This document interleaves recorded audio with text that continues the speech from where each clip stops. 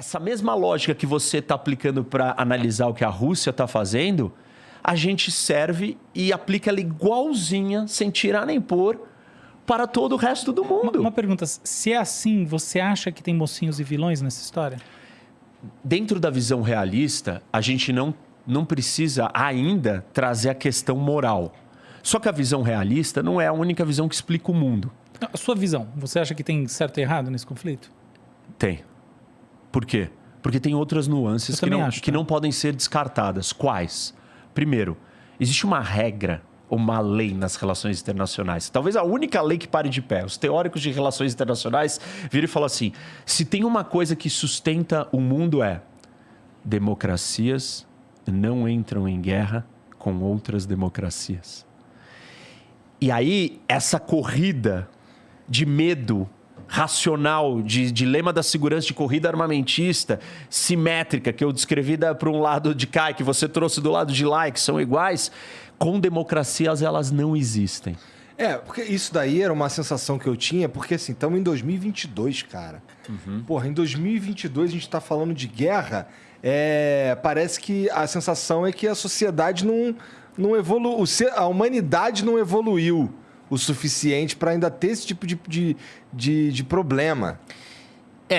Tem gente que acha que a guerra é uma questão, um fruto, um resultado de um problema cultural. Ou seja, como várias coisas deixaram de existir. Por exemplo, duelo. Lembra que a gente resolveu o problema no duelo, né? Armado. Virava, andava e atirava um no outro. Isso não existe mais, isso saiu de moda. Isso é completamente... Então tem gente que acredita que a guerra pode virar isso. Só que, se você não tiver os elementos colocados, você não constrói a confiança. Você não elimina esse dilema da segurança, da corrida armamentista, do medo do meu vizinho vir tirar o que ele quer de mim. Como que você precisa resolver isso? Você precisa criar leis. E aí a gente vai entrar num outro problema gigante. Como é que você vai criar leis para o mundo? Não existe. Por quê? Primeiro, não existe autoridade competente para fazer isso. Depois, nós vivemos numa torre de Babel, literalmente. E eu presenciei isso na prática. Eu trabalhei na ONU, no Conselho de Segurança. E ali você tem todos, 193 países do mundo juntos. Cada um falando uma língua.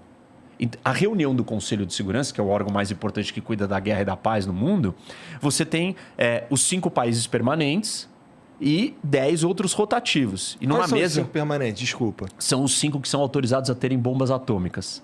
Que é Reino Unido, França, Rússia, China e Estados Unidos.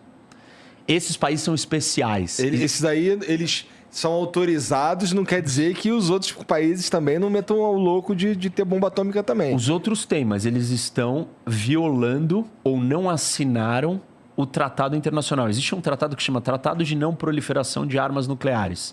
Esse tratado trata 5 países como especiais. Eles são diferenciados. Quem são? Os garantidores da paz do mundo. Os 5 permanentes do Conselho de Segurança. A Rússia tá lá. Tá lá. E ela tem o direito de ter a bomba e tem o direito do veto. Mas voltando para a nossa reunião do Conselho. E aí, assim, o diplomata russo, ele senta lá e faz um discurso. Em que língua que ele faz o discurso dele? Em russo. Em russo. O diplomata francês tá ouvindo por uma orelha ele falando em russo e na outra ele tá com um fone de ouvido com a tradução simultânea para ele entender. Imagina essa conversa e cada hora um fala. É uma verdadeira Torre de Babel. E assim, eu tô falando do idioma, mas você imagina as diferenças de costumes, de valores, claro. Agora... o papel da mulher, o papel da criança, educação, alimentação, tipo, gado é sagrado na Índia, aqui a gente come muita carne. Imagina você sentar e falar assim, tá bom, agora vamos fazer regra pra gente conviver todo mundo junto. Jamais, nós não estamos nem perto disso. Claro. Eu queria explorar um ponto com você. Você colocou o seguinte... o princípio de que uma democracia não ataca outra democracia, que é um princípio muito claro Eu acho assim que eu nem falei disso, mas esse é um ponto que a gente tem que expandir. Exatamente. O que eu queria trazer dentro desse ponto é o seguinte: como pensar essa situação quando dentro de uma democracia você tem uma parte do país que não se identifica com o resto do país e eventualmente se identifica com outro país? Porque uma das discussões iniciais nesse caso sobretudo você pensar em Crimeia e Donbás e tal, mas sobretudo Crimeia, é que dentro da Ucrânia há uma parte da população que não se identifica como ucraniana, dada a história da região. E esse é, no final das contas, um dos argumentos usados internamente na própria Rússia para a manutenção da moral, né, desse conflito, enfim, que obviamente tem outra pegada na prática, né, do ponto de vista do que está acontecendo e dos propósitos do Kremlin, que a gente sabe muito bem. Óbvio que eu estou alinhado com você, óbvio que eu acho isso tremenda de uma violência internacional, não tenho nem dúvida disso, uma coisa gravíssima que está acontecendo, é um ataque da Rússia sobre a Ucrânia, para mim assim, não tem meias palavras, mas esse é um argumento muito forte. Como é que você responde a esse argumento? Então, esse é um problema porque isso tem a ver com as identidades das pessoas. Exatamente. Então, assim, antes da gente ter o Estado-nação, o que a gente tinha? A gente tinha império, tinha reinados, tinha tribos. E por que o Estado-nação é um avanço para a humanidade? Porque pela primeira vez na nossa história da humanidade, nós conseguimos reunir um número de pessoas debaixo da mesma guarda-chuva, da mesma família. Mas que número? Um número gigantesco. São 215 milhões de brasileiros juntos que somos da mesma família. Isso trouxe escala de desenvolvimento, de riqueza, de parceria, de confiança jamais vista. Capaz da humanidade criar coisas que ela nunca conseguiu criar antes, com o nível de divisão, de dominação que tinha antes. Qual é o problema? O problema é quando você passa a olhar para essa sua identidade familiar de país, de nação, e você começa a ficar com raiva do outro. E não foca no amor do que é parecido com o seu. E foca no ódio do que é diferente do seu. Que aí é um fascismo, por exemplo. E o outro problema é quando você olha e fala assim, eu não faço parte dessa família. Eu quero me separar dela. Tem muita gente que quer se separar no mundo. E aí você fala assim, mas eles não deveriam poder se separar? Bom, se a gente desestruturar esta forma de organização que a gente chegou até hoje, vai ser um retrocesso. Por quê? Porque primeiro que um divórcio, ele na maioria das vezes não é amigável. Essa separação não vai ser suave. Ela vai ser com briga e com guerra. Se ela não for com briga e com guerra, você está diminuindo essa potência de união e confiança familiar. Sim. Então pensa o seguinte, o Brasil, em vez de ter todo esse conjunto diverso, plural, de essa riqueza toda combinada, ele vai ter menos disso.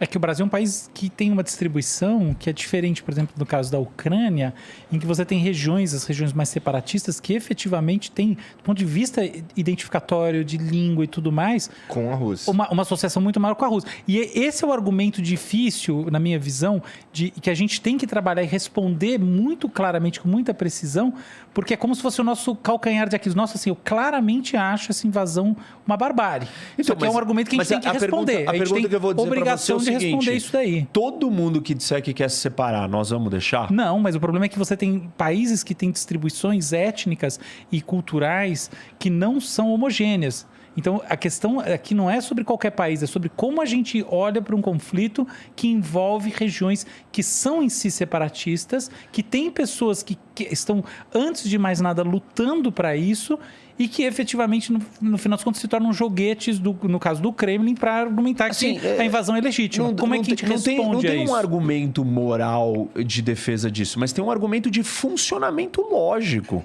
Qual que é o funcionamento lógico? A gente estabeleceu uma ordem. E tem que ter uma regra para a gente conviver. A gente não pode quebrar essa regra. A gente não pode, por exemplo, acabar com o Estado-nação. Por quê? É caos. A gente vai voltar para o império. Se não é Estado-nação, é o quê? É império. É reinado. E aí, como é que é? Então a Rússia fala assim, não, tem uma galera aqui E tem, né? Na Moldávia, num território aqui no canto da Moldávia, na fronteira com a Ucrânia, Transnistria, que quer fazer parte da Rússia. Ah, não, mas tem uma galera em São Paulo que quer fazer parte da Rússia. Tem um bairro de São Paulo que quer ser território russo. E aí, vai ter um país como é que a gente vai gerar? Estados Unidos, não, né? como é que a gente vai gerenciar isso, entendeu? Por exemplo, tem um estudo que fala que na África, se a gente desse autonomia e independência para todos os povos que querem ter o seu próprio estado, chuta quantos países nós teríamos só na África? Montanhas. Mais de 3.500 países. Só na África, só para vocês terem uma ideia. Tem 193 reconhecidos. Um ponto muito bom. A grande questão, do meu ponto de vista, desse argumento de que, olha, existe uma legitimidade separatista e que, em última análise, é uma legitimidade do apoio, por assim dizer, e da guerra, né, como, pelo menos do ponto de vista daquilo que o Putin está publicizando dentro da Rússia, é que, no final das contas, a identidade da Ucrânia como país é absolutamente fundamental para que a Ucrânia como um todo consiga realizar suas políticas internas, consiga ter suas relações internacionais estáveis e tudo mais. Então a gente não pode assumir que porque existe uma parte da Ucrânia que quer se tornar independente, que é legítimo um país externo entrar e se meter nesse conflito. Esse é um problema, esse é um primeiro ponto. E aí, até que ponto o ucraniano não foi instigado, alimentado, armado e foi usado como uma marionete do projeto do Putin e da Rússia para fazer isso.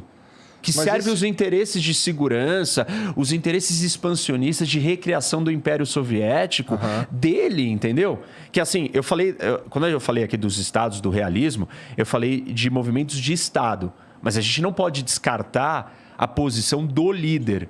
Quem? O Putin, que é um projeto pessoal de ser um grande tsar, um grande imperador. Perfeito. Bom, quando a gente fala desses ucranianos aí que têm uma identidade mais russa e tudo mais, eu imagino que a gente esteja falando de uma população mais velha que viu a União Soviética e talvez isso seja, inclusive, um agravante dessa situação, porque era um território que fazia parte da União Soviética e esse o ucraniano mais novo, por exemplo, que não viu isso daí, ele talvez tenha uma identidade ucraniana mais forte. Mas o cara mais antigo, acontece isso, o cara mais antigo... Essa pergunta é maravilhosa, hein, Igor? Ele tem uma identidade ligada à Rússia, que era o centro da União Soviética, muito mais forte. A gente vê esse fenômeno na Rússia também.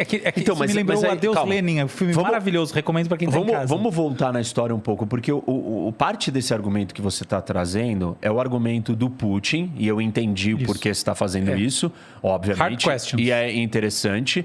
O argumento dele a Ucrânia não existe como país. Exato. A Ucrânia é uma parte da Rússia. E nunca existiu. Ele não reconhece a identidade ucraniana como povo. E aí a gente tem que fazer uma distinção importante aqui, um parênteses. É uma diferença entre nação e Estado. O que é nação? É o povo. Existem vários povos do mundo que não têm o seu país. Por que um povo quer ter o seu país? Porque ele quer ser o dono do seu destino, do seu nariz. Ele quer ser soberano. Ele quer dizer, a minha religião é essa, o meu jeito de viver é esse. Eu quero fazer assim, do meu jeito, eu quero ser livre. Dá pra gente pensar em Israel, por exemplo, né? Discussões de Israel é uma dessas. Por exemplo, os curdos. Os curdos é um povo que não tem país, que eles não têm estado deles. Mas é uma nação diferente da nação síria, da nação turca, da nação iraquiana, do povo iraquiano. Ele é o povo curdo. Ele tem estado? Não. O que o Putin está dizendo? Não existe nação ucraniana e não deve existir Estado, ainda mais ucraniano. Isso que você falou é muito bom. Vamos lá. Então, aí, o que está acontecendo? Ele nega a existência disso daqui. Por que ele faz isso?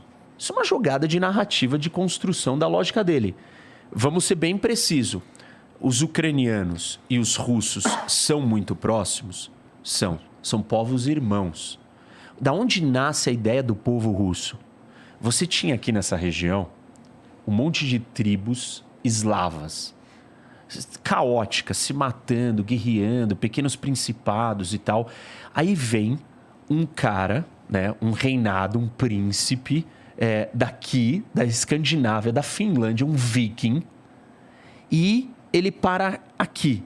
Aqui, um pouco nessa região aqui, por aqui. E aí todas essas tribos eslavas, elas falam assim, ele vai ser o nosso líder. Porque ele vai trazer paz para nós, ele vai nos governar. Esse cara, ou esse povo que chega, é chamado de Rus. Os Rus, que é os antecessores da ideia do russo. Eram os russos de Kiev.